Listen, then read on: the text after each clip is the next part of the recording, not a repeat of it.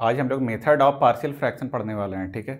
तो method of partial fraction में सबसे पहले हम लोगों को क्या करना है, जानना है कि कोई भी क्वेश्चन होगा तो उसको हम लोग ब्रेक करके लिखते कैसे हैं। तो पहले वो जान लेते हैं।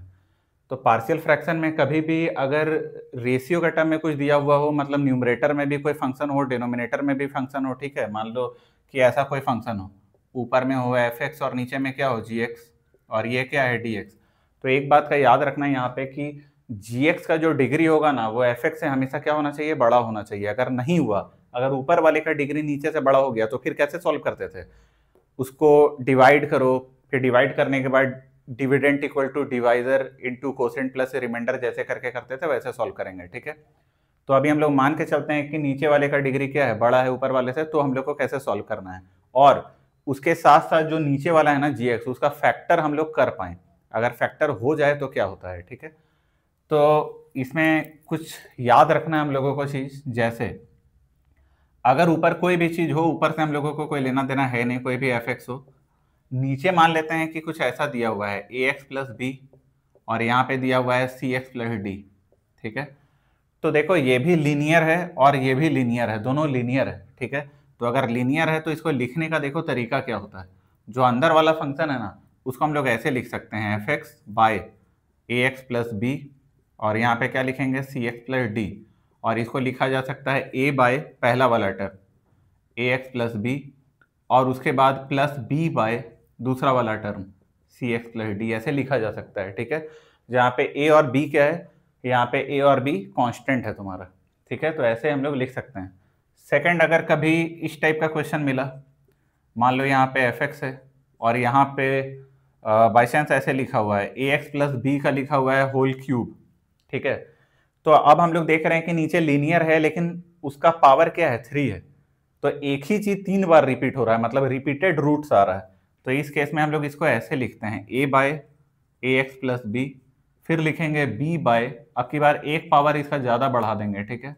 और उसके बाद सी बाय एक पावर और ज्यादा बढ़ा देंगे, ठीक है। ऐसे लिखा जाता है। तो अब अगर ऐसा क्वेश्चन आएगा तो उम्मीद है कि समझ में आ जाएगा कि सॉल्व कैसे करना है, ठीक है। अब इसको ऐसे नहीं, मतलब समझ में आ गया होगा हम बोलना क्या चाह रहे हैं, ठीक ना। मतलब इसका अगर इंटीग्रेशन पूछे तो इसको हम लोग ऐसे लिख सकते हैं, बाद में इसको ना इंटीग्रेट करके हम लोग इसको इंटीग्रेट कर देंगे, ठीक है।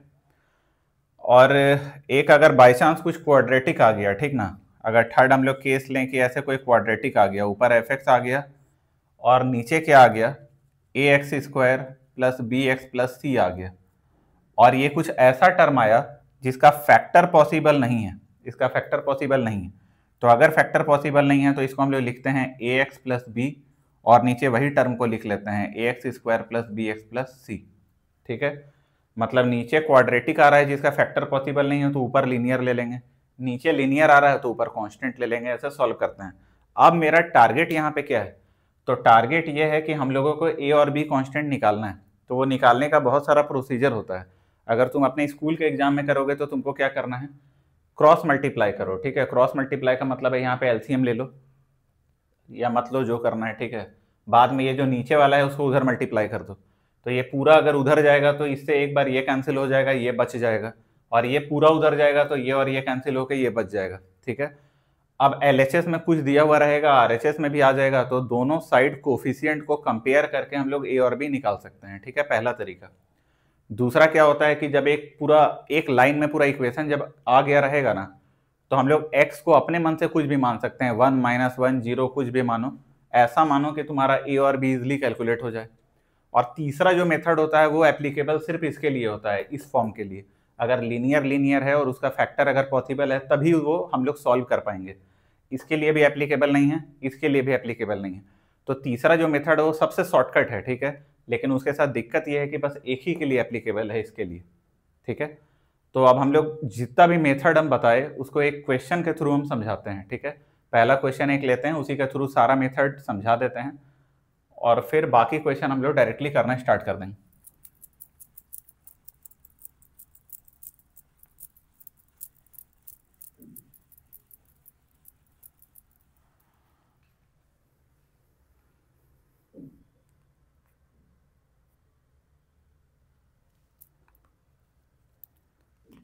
और कोई ज़रूरी नहीं है कि इसी से क्वेश्चन सॉल्व होगा। मतलब ये हम लोग पढ़ ले रहे हैं कि हो सकता है कि कोई क्वेश्चन बहुत कॉम्प्लिकेटेड हो, सॉल्व ना हो रहा हो, तो इससे हो सकता है वो इजीली सॉल्व हो जाए। ऐसा नहीं है कि जो क्वेश्चन इससे सॉल्व होगा वो सिर्फ इसी से सॉल्व होगा, ऐसा नहीं। तो अगर हम लोग सबसे पहला क्वेश्चन लें, ठीक है, वो सबसे पहला क्वेश्चन है इंटीग्रेशन ऑफ 2x प्लस 1 और नीचे में है 2x square minus 7x plus 3, ठीक है, और यहाँ पे क्या है dx। अगर हम लोग इसको सॉल्व करना चाहें तो कैसे करेंगे? तो अंदर वाला जो वैल्यू है उसको हम लोग ऐसे लिखेंगे कुछ, ठीक है, यहाँ पे क्या आ गया 2x प्लस 1 और नीचे ये जो है ना इसका फैक्टर निकालने का कोशिश करते हैं। फैक्टर आया तो ठीक है, नहीं आया तो पता ही है क्या करना है। तो यहाँ पे 2 है और यहाँ पे 3 है, तो 3 2 जा कितना हो गया 6 और यहाँ पे कितना है 7। तो हम लोगों को पता है इसका फैक्टर क्या होगा 2x स्क्वायर, ठीक है, minus 6x minus x plus 3, ठीक है। एक बार इसको फैक्टर के टर्म में लिख लो तो कितना आएगा 2x प्लस 1, नीचे फैक्टर निकालेंगे तो 2x कॉमन लिए तो कितना आ गया x माइनस 3, ठीक है, और यहाँ माइनस 1 कॉमन लेंगे तो क्या आएगा x माइनस 3 और फाइनली ये फैक्टर कितना आ जाएगा 2x प्लस 1 और यहाँ पे आ जाएगा 2x माइनस 1 और यहाँ x माइनस 3, ठीक है। तो ये तो बस कैलकुलेशन था छोटा सा, ठीक है, ये फैक्टर निकालने का कैलकुलेशन था, मेन काम यहाँ से स्टार्ट होगा। तो इस क्वेश्चन को हम लोग ऐसे लिख लिए। अब हम लोग क्या करेंगे कि देखो नीचे दो लीनियर टर्म ब्रेक होके मिल गया, तो इसको हम लोग कुछ ऐसे लिखेंगे a by 2x minus 1 plus b by x minus 3। जैसे a और b का वैल्यू निकला उसके बाद हम लोगों के पास एकदम नॉर्मल ये कैलकुलेशन हो जाएगा, ठीक है, मतलब नॉर्मल सा इंटीग्रेशन आएगा जिसको एक लाइन में सॉल्व कर सकते हैं। अब मेन बात इसी को सॉल्व करना है, इसी को सॉल्व करने का बहुत सारा मेथड है, ठीक है। तो जो पहला मेथड है मेथड 1, ठीक है, पहला मेथड हम लोग वो बात करेंगे जो हम लोग स्कूल में करने वाले हैं, मेथड 1, ठीक है, इसको हम लोग स्कूल में करेंगे जब स्कूल का एग्जाम होगा उसके लिए। तो हम लोग ये 2x माइनस 1 और x माइनस 3 को इधर भेजे, मल्टीप्लाई किए, तो लेफ्ट साइड में क्या बचा 2x प्लस 1, ठीक है, इधर जब गया तो यहाँ बचा a, ये पूरा इधर आएगा तो इससे ये वाला कट जाएगा, बस x माइनस 3 बचेगा, ठीक है, प्लस b, और ये पूरा उठ के जब इससे मल्टीप्लाई होगा तो ये x माइनस 3 कट जाएगा, क्या बचेगा 2x माइनस 1, 2x माइनस 1। अब हम लोगों को क्या करना है, लेफ्ट साइड में देखो 2x प्लस 1, राइट साइड में पहले x को कॉमन लो। अगर x को कॉमन लिए तो यहाँ से क्या बचा, ये a और x मल्टीप्लाई होके क्या बचेगा a, और यहाँ x के साथ मल्टीप्लाई होके क्या बचेगा 2b, तो यहाँ क्या होगा प्लस 2b। अब कांस्टेंट को लिखने का टाइम है, ठीक है, तो कांस्टेंट में क्या करना है, यहाँ माइनस 3 से जब a मल्टीप्लाई होगा तो क्या होगा माइनस 3a, और b जब माइनस 1 से मल्टीप्लाई होगा तो क्या होगा माइनस b। अब कंपेयर करो तो देखो x के बगल में कौन है a plus 2b, a plus 2b, और यहाँ x के बगल में कौन है 2, तो उसको 2 लिख दो। अब कांस्टेंट को कंपेयर करो तो माइनस 3a माइनस b, और यहाँ कांस्टेंट कौन है 1, ठीक है। अब हम लोगों को इसको सॉल्व करना है, तो अब जैसे भी सॉल्व करो या तो सब्स्टिट्यूशन से करो या तो एलिमिनेशन से करो, क्लास 9-10 में पढ़े हो। तो यहाँ 2b है और यहाँ सिर्फ b है, तो हम लोग क्या करते हैं ये पूरे को 2 से मल्टीप्लाई कर देते हैं, तो ये आया माइनस 6 से माइनस 2b इक्वल टू कितना 2। ये इक्वेशन 1 मानो, इसको इक्वेशन 2 मानो, दोनों को ऐड कर दो 1 प्लस 2, ऐड करेंगे तो क्या आएगा a माइनस 6 से कितना हो गया माइनस 5 है, और प्लस 2b माइनस 2b क्या हो गया 0, और 2 और यहाँ भी 2, 2 प्लस 2 कितना आ गया 4, तो a का वैल्यू आ गया माइनस 4/5, ठीक है। इसको अगर पुट करोगे तो b निकलेगा, तो b यहाँ से निकाल लो, तो b कितना निकलेगा 2 माइनस a, और a कितना है माइनस 4/5, और होल डिवाइडेड बाय कितना है 2। फिर देखो b कितना आया 1 माइनस माइनस प्लस 2/5, तो यहाँ से b आ गया 7/5। तो हम लोगों का a आ गया माइनस 4/5 और b क्या आ गया 7/5। ये मेथड 1 है, हम लोगों को सिर्फ a और b निकालना सीखना है, उसके बाद तो आंसर एक बार में आएगा। तो पहले यहां से यहां तक हम मेथड 1 दिखा दिए, अब यहां से यहां तक में मेथड 2 दिखाने वाले हैं, ठीक है। मेथड 2 ध्यान से देखना। तो देखो अब मेथड 2, ठीक है, इसको हटा दे रहे हैं, मेथड 2 से भी सेम आंसर आना चाहिए। अगर मेथड 2 से सेम आंसर नहीं आया इसका मतलब है मेरा कहीं यहाँ पे कैलकुलेशन मिस्टेक था, ठीक है। तो चलो यहाँ से मेथड 2 देखो।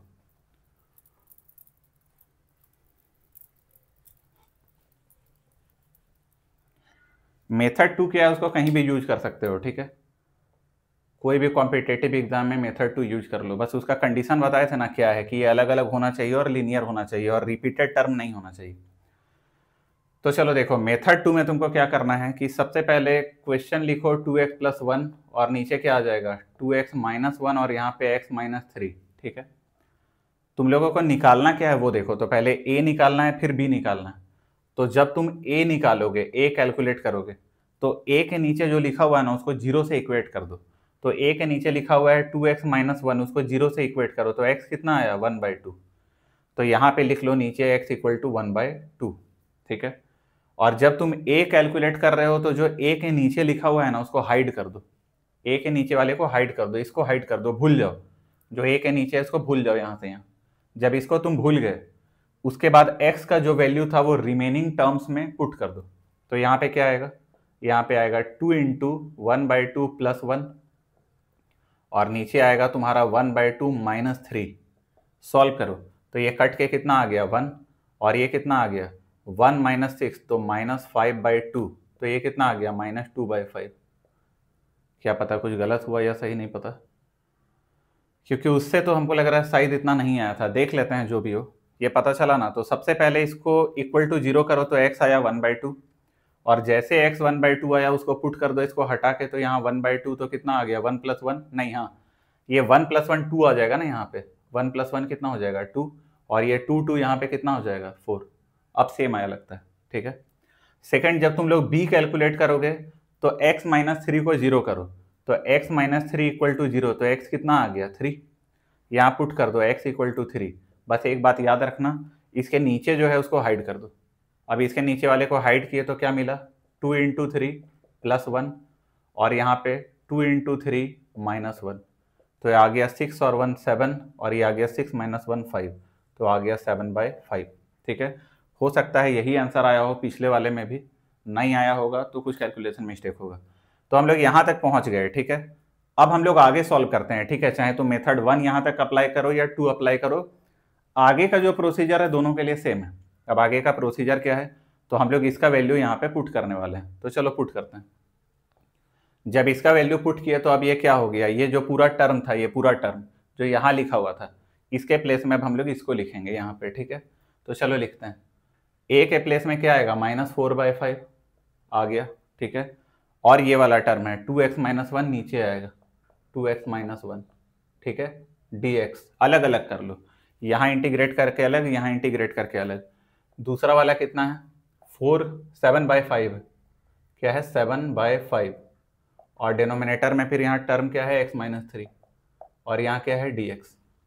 फिर देखो ये आया -4/5 और ये क्या आ गया log 2x माइनस 1 और होल डिवाइडेड बाय x का कोफिशिएंट, क्योंकि हम लोग डायरेक्ट लिख रहे हैं ना 1/x का log x होता है और कोई भी लीनियर को डायरेक्ट लिखेंगे तो x के कोफिशिएंट से क्या करते थे डिवाइड, तो यहाँ डिवाइड कर दिए, ठीक है। Plus 7/5 log x minus 3 plus c और यहाँ x का कोफिशिएंट 1 है तो डिवाइड करने का जरूरत नहीं है। तो मेन ये प्रॉब्लम नहीं है, ये सॉल्यूशन है, ठीक है। मतलब a और b तुम्हारा जैसे निकलेगा ना उसके बाद तो बहुत आराम से तुम्हारा आंसर आ जाएगा ये, ठीक है। तो मेन हर्डल क्या है a और b निकालने में, जैसे a और b निकला कैलकुलेशन एकदम ईजी है। तो चलो नेक्स्ट कोई और क्वेश्चन करके देखते हैं।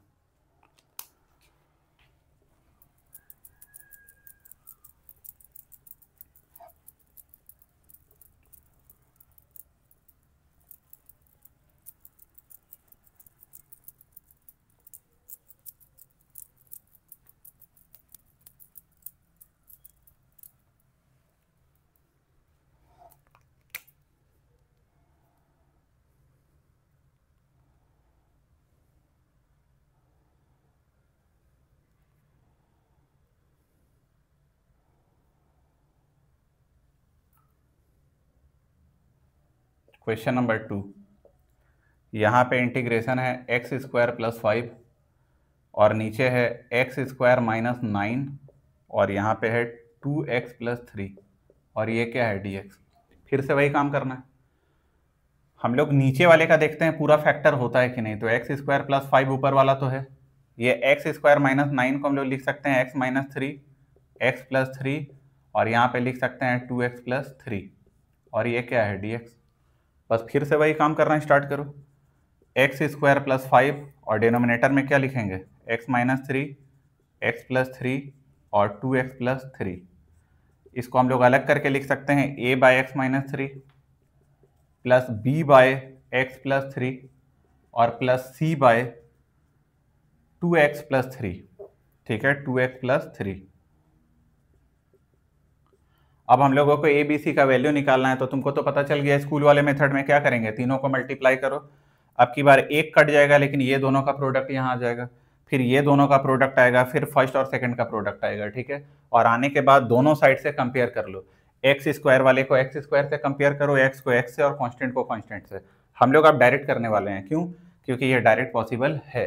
तो अगर इसको डायरेक्ट करेंगे तो ध्यान से देखो, जब हम लोगों को ए निकालना होगा तो ए निकालते टाइम एक्स को क्या पुट कर देंगे, 3, और ये वाला टर्म को हम लोग भूल जाएंगे, ये वाले टर्म को। तो अगर ये टर्म को भूल गए और 3 पुट किए तो 3 का स्क्वायर कितना, 9, 9 प्लस 5 कितना, 14, होल डिवाइडेड बाय, यहाँ 3 प्लस 3 कितना, 6, और ये 3 टू जा 6 प्लस 3 कितना, 9 हो गया।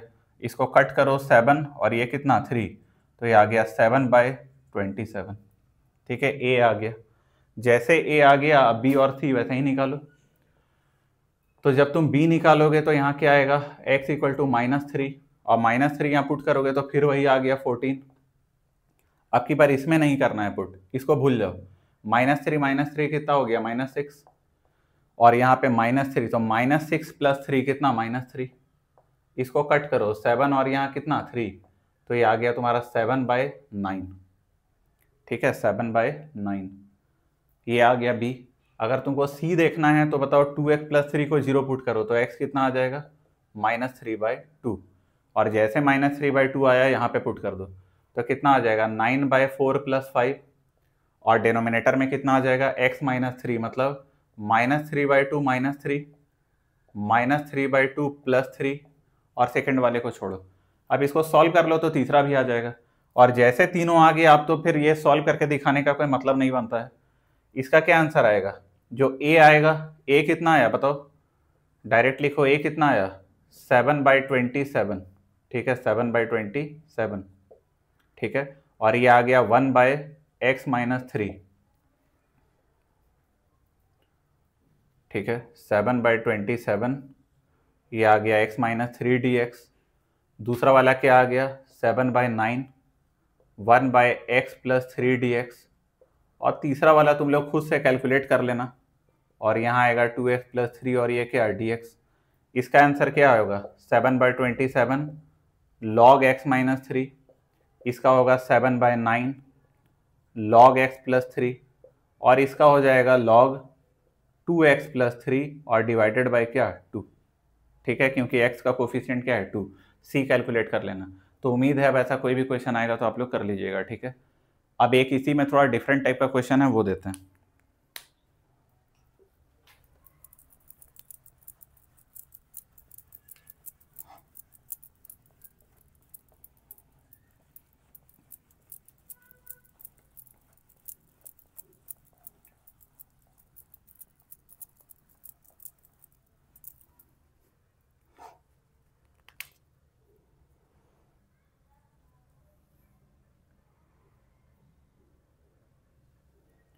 क्वेश्चन नंबर 3, ये है 2x² + 5, यहाँ पे है x² + 1, और यहाँ पे है x² + 3, और ये क्या है, dx। ये थोड़ा अलग टाइप का क्वेश्चन है, इसको बस देखना है कैसे सॉल्व करते हैं। देखो कभी कभी क्या होगा ना कि हर जगह तुमको सेम ही चीज दिखेगा, यहाँ भी x², यहाँ भी x², और यहाँ भी x², हर जगह क्या दिख रहा है, x²। तो आपकी बार लेट नहीं करना है, आपकी बार पुट करना है। क्या पुट करना है, x² = t। तो तुमको लगेगा कि अरे इंटीग्रेशन में जब पुट करते थे तब तो दोनों साइड डिफरेंशिएट करके इसको भी चेंज करते थे।